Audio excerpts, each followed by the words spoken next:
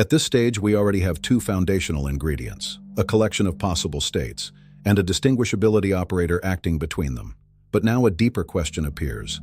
How strong is the structure defined by D? Standard physics usually begins with distance. Distance is assumed. Geometry is assumed. Coordinate systems are assumed. Space already exists. Classical metric geometry assumes triangle inequality. This statement says that the direct path between 2 points cannot be longer than taking an indirect route.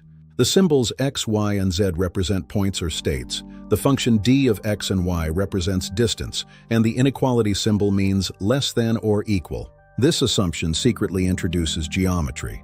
Because the moment triangle inequality exists, concepts such as paths, intermediate points, and spatial structure already exist. The foundational framework intentionally avoids triangle inequality.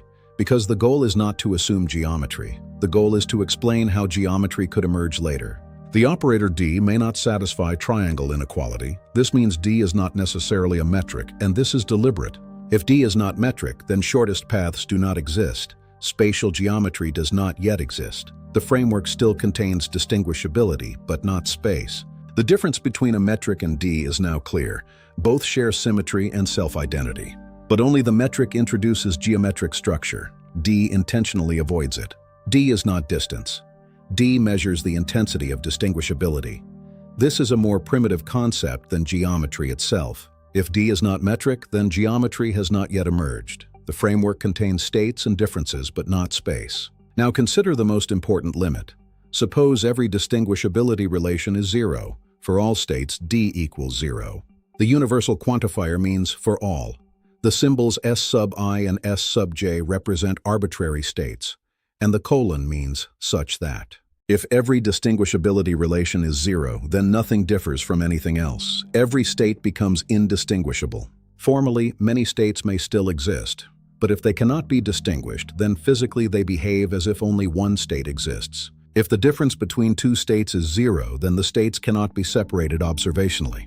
They cannot be measured independently. They cannot be physically distinguished. If states cannot be distinguished, then they do not become physically meaningful. Physical existence requires distinguishability. This is no longer only mathematics. It becomes an ontological statement. To exist physically, a state must differ from something else. When distinguishability is 0, structure disappears. When distinguishability becomes positive, structure begins to emerge. Physical reality begins from difference, as structure crystallizes from the relational void.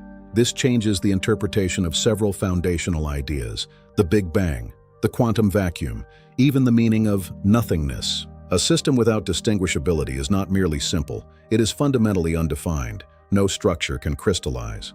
We have now established 4 critical conclusions. D is not metric. Geometry is intentionally excluded. Without distinguishability, there is no structure. And without structure, there is no physical reality. Reality does not begin from pre-existing objects. Reality emerges from distinguishable structure. Difference is the first doorway through which existence becomes physically meaningful. In the next lesson, we will discover why distinguishability alone is not sufficient. Difference can exist, but if nothing updates, then no dynamics exists. This forces us to introduce a new primitive, U, update, and there we will begin constructing time, change, and dynamics from 0.